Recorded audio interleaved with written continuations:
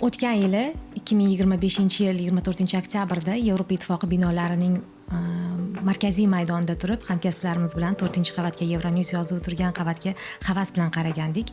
Biz o'shanda davlatimiz rahbarining Yevropa Ittifoqiga tashrifi, Belgiyaga tashrifini yoritgani kelgandik. Juda ham tarixiy voqealarda ishtirok etganmiz, kengaytirilgan hamkorlik imzolangan edi. Shuni doirasida ishlab turib ichimda o'tgan doim takrorlaydigan gapimni aytganim, never say never, ya'ni hech qachon dema, ya'ni kutmaganing hamisha sodir bo'ladi. Agar buni chin dildan istasang va boshqalar bunga yordam bersa deb. Mana men va biz shu yerdamiz, kutilmaganda. O'tgan yili Toshkent investitsiya forumi doirasida prezidentimiz Euronews Media Holding direktori Pedro Vargasni qabul qilgandilar. O'shanda biz uchun bu katta yangilik bo'lgan. Euronews bosh ofisi direktori Toshkentda ekanligi va prezidentimiz bilan muzokaralarda qatnashganlari va o'shanda o'zbekistonlik jurnalistlarni Euronewsda malaka oshirishga jo'natish ham gaplashilgan. O'shanda bu xabarni o'qib hammamiz xursand bo'lganmiz va hech ham xayolimizga kelmagan. Bir yil o'tib, ana shu jurnalistlar orasida biz ham bo'lishimiz. Hech ham kutmagandik, xuddi siz aytgandek, orzu qilardik. Albatta, Euronews tomonidan tashkil qilingan media malaka oshirishda o'zbekistonlik birinchi jurnalistlardan bo'lib qatnashish biz uchun hozir juda ham katta faxr. Va albatta mas'uliyat ham, chunki biz bu yerda O'zbekiston jurnalistikasini so'nggi 10 yillikda qanday rivojlanib borayotganini tamsil etishimiz kerak edi. Shuning uchun ham Euronewsga 18-may kuni kelgan bo'lsak, Bryusselga, bilasiz, Euronews bu juda katta mintaqani qamrab olgan, kamida 160 ta mamlakatga axborot uzatadigan, juda ko'p tillik, juda ko'p millatlik 500 dan ortiq jamoa bilan ishlaydigan juda katta media kompaniya hisoblanadi. Va buning o'ziga xos unikalligi ham shunda. Bugun butun Yevropada televideniya turli iqtisodiy inqirozlarni kechirayotgan paytda mustahkam oyoqlarda turganini o'zi buni isbotlaydi. Ha, Yevropaga xos ozgina byurokratiyasi bor, ha, Yevropaga xos ozgina sovuqqon dasturlarni uzatadi, haypga berilmaydi. Aynan bizga shu narsa kerak. Ya'ni xolis, obyektiv, qiziqarli, dolzarb masalalarni qanday qilib odamlarga taqdim qilish mumkin, zamonaviy trendlarni inobatga olib. Biz shuni o'rgangani keldik va albatta o'zimizda bor narsalarni ham ko'rsatgani keldik. Biz ishlaymiz, juda ko'p vaziyatlarda improvizatsiya bilan, ichki ovoz bilan ishlaymiz. Ya'ni bugun zamonaviy trendlarni his qilgan holda uni tizimlashtirib ishlash mumkin ekanligi haqida bizni tajribamiz yo'q, buni tan olishimiz kerak. Texnik imkoniyatlari, hamma narsa bor. Bizdan kamroq bo'lishi mumkin, bizniki kuchliroq bo'lishi mumkin, hatto hamkasblar. O'zimiz uyalib qolgan tomonlarni ham aytishimiz kerak. Biz odatda montaj ishlarini, media materiallarimizning montaj ishlarini montajchiga ishonib qo'yamiz, lekin bu yerda bir jurnalist u sayt uchun ham maqola yozadi, u televideniya uchun ham material tayyorlaydi, u ijtimoiy tarmoqda ham juda ham faol. Xuddi shu narsani biz albatta joriy etishimiz kerak degan xulosa bilan ketyapman. Ya'ni, masalan, deylik, biz O'zbekiston 24 telekanalining muhim dasturlarida ishtirok etamiz, materiallar taqdim qilamiz. Shu materiallarimiz ichida albatta eksklyuziv intervyular, yangiliklar bo'ladi, davlatimiz rahbari olg'a surayotgan yangi gaplar bo'ladi. Biz ularni faqatgina televizion material ko'rinishida tayyorlaymiz. Lekin biz bu uchun qancha resurs sarflaymiz? Ya'ni davlatning mashinasi boradi, qancha jamoa buning uchun ishlaydi. Bitta obyektdan bitta material emas, bir necha material tayyorlashimiz mumkin edi ijtimoiy tarmoq uchun ham, yoki kelib tezda maqolasini yozib berishimiz mumkin edi. Nafaqat gorizontal, balki vertikal holatda ham video qilishimiz mumkin edi. Ya'ni biz universal soldat bo'lib, universal askar bo'lib ishlashimiz mumkin edi. Hozir biz katta okeanni bo'yida kichkina ariqni ishini qilayotgandekmiz-da. Could you explain Bu Chartbeat va uning qanday ishlash haqida tushuntirib bera olasizmi? I mean, Chartbeat is one of these news analytic tools. Chartbeat bu bizning real vaqtdagi yangiliklar tahlili. U orqali auditoriya qaysi maqolani o'qiyapti, saytda qancha qolyapti, hatto sahifani qanchalik pastga varaqlaganini ko'rib turamiz. Agar biror mavzuga kunlab mehnat sarflasak-u, uni hech kim o'qimasa, demak, nimadir noto'g'ri. Yo sarlavha yomon, yoki kirish qismi qiziq emas. Bu vosita bizga xatolarni real vaqtda to'g'rilab, matnga tezkorlik bilan video yoki boshqa formatlarni qo'shishga yordam beradi. Raqamli dunyo bu haqiqat bilan yuzlashadigan joy. Raqamlashtirish jarayonida ehtimol Euronews ham ko'plab qiyinchiliklarga duch kelgan. Bizning o'zbek televideniyasi ham bu jarayonni boshlashi zarur. O'zbekistonlik hamkasblaringizga nimani tavsiya qilasiz? Ishni nimadan boshlaylik? 4,000 Ma'lumotlarga asoslangan, ya'ni data driven tahririyat bo'lishi kerak. Raqamli transformatsiya bu doimiy jarayon. O'zbek hamkasblarimga birinchi tavsiyam ma'lumotlar bilan ishlashni o'rganing. Tahririyat ish kunini kechagi eng yaxshi va eng yomon materiallarni tahlil qilishdan boshlash kerak. Raqamli dunyo bu sayt yoki mobil telefon emas, bu materialni hikoya qilish usulidir. Siz o'zingiz uchun eng zo'r deb hisoblagan format odamlarga tushunarli va oson hazm bo'ladigan bo'lmasa, unda ma'no yo'q. Siz o'zingiz uchun emas, odamlar uchun kontent yaratishingiz kerak. You are here as a top manager of Euronews, responsible for Euronews'ning top menejeri sifatida albatta sun'iy intellektni tatbiq etishga mas'ulsiz. Maqolalarga sun'iy intellektni joriy etish bo'yicha ushbu tajribangiz haqida ko'proq aytib bering. Yeah, AI is one of our one of our big projects this year. Bu yilgi eng katta loyihamiz sun'iy intellekt yordamida kontentni mahalliylashtirish, ya'ni tarjima va moslashtirish bo'ldi. Bryusselda tayyorlangan material birgina tugmani bosish orqali inson aralashuvisiz avtomatik ravishda 13 ta tilga tarjima qilinadi va nashr etiladi. Hozir buni matnlarda qo'llayapmiz. Tez orada videolarga subtitr qo'yish va tarjima qilishni ham sun'iy intellektga topshiramiz. Euronews bizni amaliyotchi emas, balki o'zbekistonlik mashhur jurnalist sifatida, senior jurnalist sifatida qabul qildi va deyarli hamma joyga access deyishadi ingliz tilida ruxsat berishdi. U majlislarga, bosh muharrirlarni muhokama yig'ilishlariga va hatto ko'rib turganingiz Euronewsni mashhur studiyalariga, bundan tashqari Euronewsni ijtimoiy tarmoqlari uchun maxsus videolar tayyorladik ingliz tilida, bir O'zbekiston haqida, bir Yevropa haqida. Which country pays the highest salaries in Europe? Denmark, Luxembourg, or maybe Germany? So, where are you watching Euronews from today? Tell us in the comments, and for more details, read Euronews Business. NASA is back on the moon. China has landed on its far side. SpaceX launches rockets like buses. Space is booming, but something unexpected is happening. It's not just superpowers anymore. Uzbekistan, population 38 million. Men birinchi materialimda O'zbekistonni shu kosmos bilan bog'liq orzusini dunyoga tushuntirmoqchi bo'ldim. Ya'ni kosmos bu faqat kuchli super davlatlarning maydoni emas, musobaqa maydoni emas. Bunga intilayotgan boshqa ilm-fanni rivojlantirmoqchi bo'lgan, ta'limni rivojlantirmoqchi bo'lgan boshqa ishtirokchilar ham kirib kelyapti va yangi raqobatdoshingiz O'zbekiston bo'ladi deb aytdim. Ya'ni bizda shu yili uchiriladigan ilk kichik bo'lsa-da ilmiy sun'iy yo'ldoshimiz va 2028-yilda uchirmoqchi bo'layotganimiz birinchi mustaqil yangi O'zbekistonning birinchi kosmonavti haqida qisqa 4 daqiqalik video tayyorladim. Men bundan faxrlanaman. Bunga imkon bergan Euronews'ning CEO'si Klaus Strunz va albatta bizni ijtimoiy media departamentida bizga hamkorlik qilgan, shu departament rahbari bo'lib ishlayotgan Fatih Yetimga katta minnatdorlik bildiraman. Fatih aka juda ko'p yillar jurnalistikada ishlaganlar, PhD yo'qlaganlar va mana endi Euronewsda 10 yildan buyon turli pozitsiyalarda ishlab kelyaptilar. Hozir ijtimoiy tarmoq departamentining rahbarilar. Ayni vaqtda bitta xabarni 10 ga yaqin platformalarga joylayaptilar. Fatih Bey, o'zbek jurnalistlari bilan o'tgan 2 hafta qanday bo'ldi? That was amazing. Qiziqarli o'tdi. Rostini aytsam, avvaliga siz bu yerga shunchaki vaqt o'tkazish, Belgiya ob-havosidan zavqlanish uchun kelgansiz deb o'ylagandim. Ammo keyin men sizning bu yerga chindan ham ishlash uchun kelganingizning guvohi bo'ldim. Men sizning ishingizdan juda faxrlanaman. Siz hatto Euronews ijtimoiy media jamoasi uchun ham ishladingiz. Videolar tahrir qildingiz, video sharhlar tayyorladingiz, o'zingiz postlar joyladingiz. I think you need Menimcha sizga yevropalik hamkor, ya'ni Euronews bilan doimiy hamkorlik kerak. Sizning turk hamkasblaringiz allaqachon bu yerda. Biz sizning raqamlashtirish jarayoningizni yangi vositalar, yangi funksiyalar bilan yaxshilash uchun hamkorlikda harakat qilishimiz mumkin. Bugun siz uchun amaliyotning oxirgi kuni, lekin bu faqat boshlanishi, to'g'rimi? Hozirdan boshlab bilingki, sizning Euronewsda ishonchli do'stlaringiz bor. Euronews bosh ijrochi direktori, bosh muharriri Klaus Strunz shaxsan tet-a-tet qabul qildilar. Bilasizmi, bizning suhbatimiz bir juda ham formal ko'rinishda kechadi deb o'ylagan edik.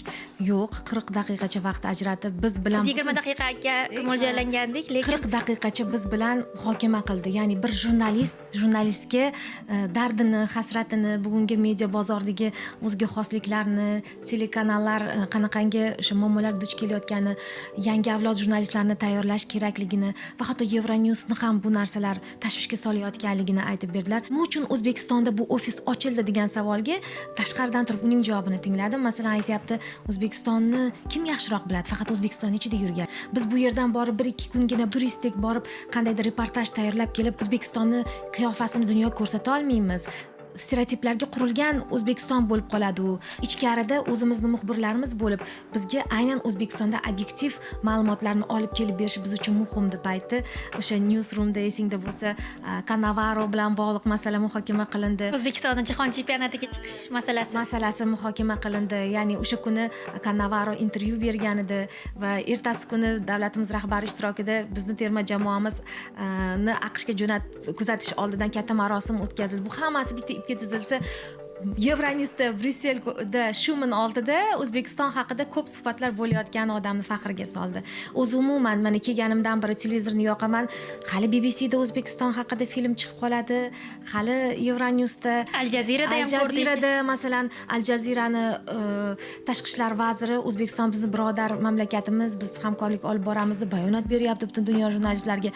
Ochig'i biz haqiqatdan ham ochilganimizni tashqarida ko'rsak yaxshiroq sezilarkan. Ichkarida turganingda tog'ning balandligi ko'rinmaydi deb biz ustozimiz Xayl aka gapiradilar. Xuddi shu gap. Masalan, biz kelganimizda London birjasida O'zbekiston aksiyalari sotuvga qo'yilgani ham bu yerda hamma jurnalistlar orasida muhokama bo'ldi.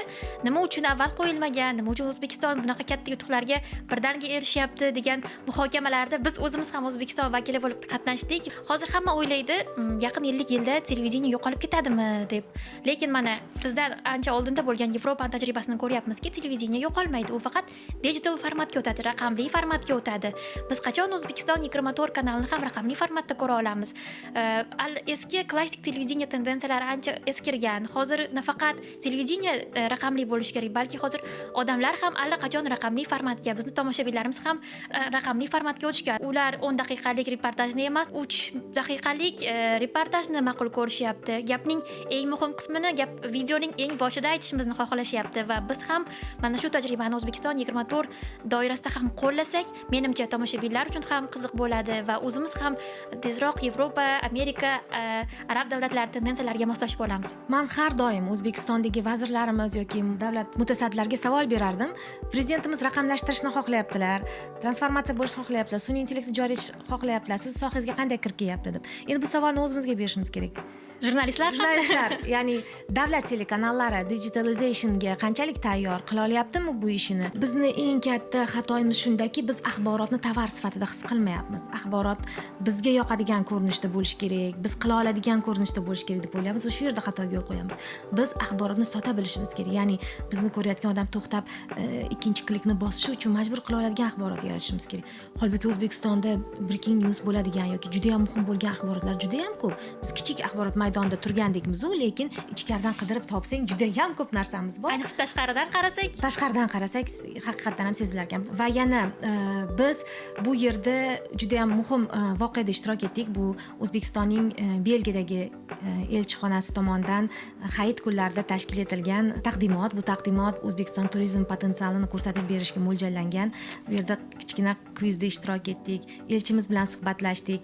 Hozir mana shu suhbatlarimizni ko'rishingiz mumkin. O'tgan yilda statistikasiga qaraydigan bo'lsak, Benelux davlatlardan 32% ga oshdi turistlar soni, lekin baribir bu yo'nalishda qiladigan ishlarimiz hali ko'p va mana 15-yanvar kuni hurmatli prezidentimiz raisligida bo'lib o'tgan yig'ilishda ham turistlar sonini ko'paytirish, turizmni rivojlantirish bu elchixonalar oldidagi ustuvor vazifalardan biri etib belgilandi va shu yo'nalishda biz mana bu yilda o'zida 6-tadbir o'tkazyapmiz. Mana yarim yil ichida turizmga bag'ishlab, aynan to'g'ridan to'g'ri shu tur kompaniya, tur agentstvalari bilan ishlab, avvalambor shu O'zbekistonga sayyohlarni yuborish tur agentstvalari faolroq ishlashga undash harakatidamiz.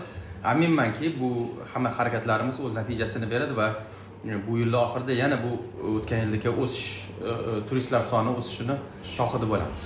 O'tgan yili asos solingan o'sha kengaytirilgan hamkorlik to'g'risidagi aktdan so'ng muloqot yaxshi kuchaygan. Yevropa ittifoqida O'zbekiston bilan bog'liq qandaydir yaxshi ish bo'lsa, bu O'zbekistonning 27 ta davlat bilan munosabatiga to'g'ridan-to'g'ri ta'sir qiladigan harakat hisoblanadi. Biz bu yerda hayit bayramini nishonlashimizga to'g'ri keldi. Uydan uzoqda nishonladik, lekin o'zimizni xuddi uydagidek his qildik. Toshkentdan har birimiz ikkita katta jamadon bilan kelganmiz. Ularning 4 ta jamadondan ikkitasi aynan shu sovg'a salom bilan to'lgan. Biz hayitni shu yerda nishonlaymiz deb avvaldan harakat qilib, bu yerdagi barcha hamkasblarimiz uchun O'zbekistondan esdalik sovg'alar, milliy sharflarimizni, milliy sopol idishlarimizni olib kelganmiz va bugun Euronews ofisidagi barcha jurnalistlarda O'zbekistondan kichkina sovg'a, O'zbekistonni eslatib turuvchi suvenirlar bor. Bu juda ham xursand qiladi va Hayit bayramini shu yerda xuddi Arafada hammamiz uyda osh tarqatgandek, mana shu Euronewsning kichkina oshxonasida birga nishonladik. Ular oshimizni tatib ko'rishdi. To'g'ri, bu konserva osh edi, lekin shuni o'zida qancha xursand bo'lishdi, qancha mazali ekan deyishdi. Albatta borish kerak O'zbekistonga deyishdi.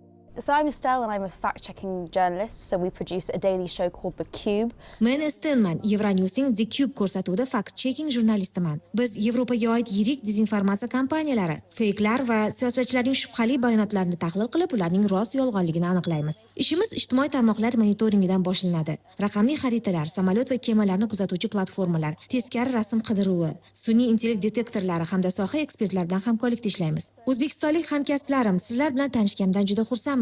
Biz professional tajriba almashdik.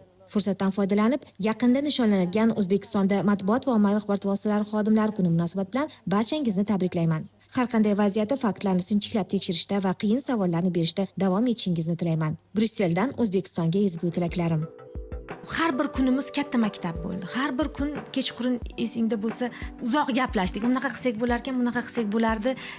Ozgina armon, ozgina hasrat, ozgina xursandchilik, ozgina o'sha bizga aytilgan yaxshi gaplardan ilhomlanishni his qildik. Bu 2 hafta menimcha bizning kelgusi faoliyatimizda nimanidir o'zgartirishga kuch bo'ladi. Bizga bu berilgan imkoniyat uchun. Birinchi bo'lganimiz va albatta bu birinchi to'lqin ekanligi uchun men katta minnatdorlik bildiraman buni ishni birinchi tashabbuskori bo'lgan davlat rahbariga ham. Meni esimda 2 yilcha oldin Green University'da aytgandilar, ya'ni yangi ochilgan universitetda jurnalistlarimiz ixtisoslashishi kerak deylik, ekologiyani tushunadigan, iqtisodiyotni tushunadigan, ilm fanni, STEMni tushunadigan, biz hozir umumiy ensiklopedik bilimlarga ega bo'lgan, hamma sohani chala-chulpa birozgina yuzaki biladigan jurnalistlarimiz. Chunki biz o'qigan jurnalistika maktabi chuqurlashilmagan edi. Umumiy hammaga bir xil narsa o'qitilardi. Hozir esa biz ixtisoslashtirib o'qitishimiz kerak, ixtisoslashtirib praktika olishimiz kerak. Kerak bo'lsa chet eldan jo'natinglar, o'qitinglar degandilar. Biz shu aytilgan tashabbusni eng birinchilaridan bo'lganimizdan juda ham mamnunmiz. Bu mas'uliyatni his qilishga, hech qachon qo'lda tushirmaslikka va doim o'sha boshqalarni ham orqamizdan ilhomlantirishga o'zimizni mas'uliyatli deb bilamiz. Shuni ko'rdikki, Euronews ofisidagi media tizim ham birdaniga qurilib qolmagan. U hozir ham qurilyapti. Har kuni yangi sarlavha bilan, yangi reportajlar bilan har kuni qurilyapti. Biz ham birdaniga o'tib keta olmaymiz, to'g'ri, lekin har hafta yangi yo'nalishlarda o'zimizni sinab ko'rib, o'sha mana shu Yevropada ko'rgan tendensiyalarimizni o'zimizda sinab ko'rib, bu tizimga allaqachon yetib kelishimiz mumkin. Va biz Bryusseldan qaytar ekanmiz. Mana ertaga kunning ikkinchi yarmida biz Bryusseldan Toshkentga uchamiz va yana to'la chamadon bilan boramiz. Biz o'rgangan tajriba, chamadonimiz to'la savollar, tajribalar va o'zimizga nisbatan tanqidiy fikrlar, yaxshi fikrlar bilan ham Toshkentga uchyapmiz. Albatta ishonamanki, biz birinchisi va oxirgisi emasmiz. Orqamizdan yana hamkasblarimiz, ustozlarimiz, singillarimiz, ukalarimiz kelishadi va o'zbek milliy jurnalistikasini zamonaviy jurnalistikaga aylantirish yo'lida har birlari o'z hikoyalarini yozishadi. Bugungi chiqishimni tugayotgan haftada kuzatilgan o'ta emotsional va xalqimizning yodidan hech qachon chiqmaydigan hodisani eslatish bilan yakunlamoqchiman. Futbol bo'yicha jahon chempionati boshlandi va unda O'zbekiston qatnashmoqda. Meksikadagi afsonaviy Azteca stadionida 100 minglab odamlarning hayqirig'i ostida dunyoning 48 ta mamlakati safida O'zbekistonning ham davlat bayrog'i yuksaldi. Buning quvonchini aytib ham, bitib ham bo'lmaydi. Albatta, bo'lajak futbol bellashuvining eng dramatik va eng mast qiluvchi pallasi hali oldinda. Albatta, nima bo'lishini, bellashuv qanday natija bilan tugashini Xudoning o'zi biladi. Ammo biz jahon chempionatida ekanimizning o'ziyoq g'alaba. O'zbekiston futbol bo'yicha jahon chempionatiga Markaziy Osiyodan chiqqan eng birinchi davlat bo'ldi. Ko'z tegmasin.